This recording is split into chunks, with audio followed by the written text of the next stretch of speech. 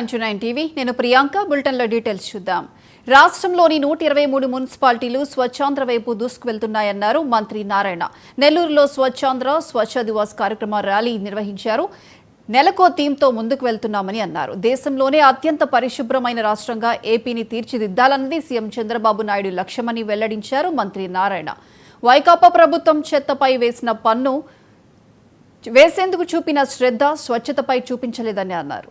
10 లక్షల కోట్ల అప్పుతో పాటు 85 లక్షల టన్నుల చెత్త వదిలి వెళ్లిందన్నారు. వచ్చే అక్టోబర్ నాటికి ఆంధ్రప్రదేశ్ను చెత్త రహిత రాష్ట్రంగా తీర్చిదిద్దుతామని అన్నారు.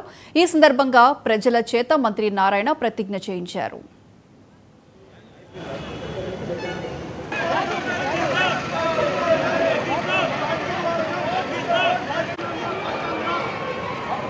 నూట 75 కాన్స్టిట్యున్సీలో స్వచ్ఛాంధ్ర స్వచ్ఛ భారత్ కార్యక్రమం జరుగుతుంది.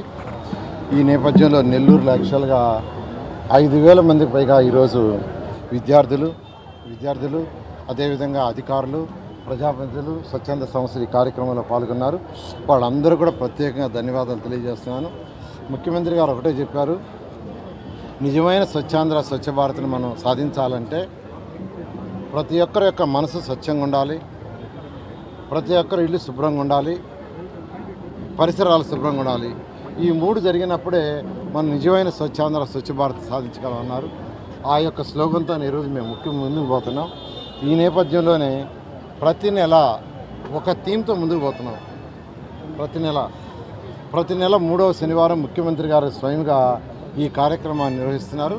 అయితే ఈ నెలలో ముఖ్యమంత్రి గారు విదేశాల్లో ఉండటం వల్ల ఈ కార్యక్రమాన్ని రాష్ట్రంలో ఉన్న 175 కాన్స్టిట్యున్సీలో ఈరోజు ప్రజాప్రతినిధులు, అధికారులు చేస్తున్నారు. ఈ నేపథ్యంలో నెల్లూరులోని ఎంతో ఘనంగా యాక్చువల్గా ఈ కార్యక్రమం చేశారు. ఈ నెలలో అయితే ఈ వేస్ట్ ఏదైతే మన ఇళ్లలో వచ్చే ఎలక్ట్రానిక్ వస్తువులు ఉన్నాయో అవన్నీ ఎక్కడంటే అక్కడ పారేయకుండా వాటిని ఒక ప్లేస్కి చేరిస్తే సచివాలయాలు చేరేటట్టుగా చేస్తున్నాం. సచివాలయాల నుంచి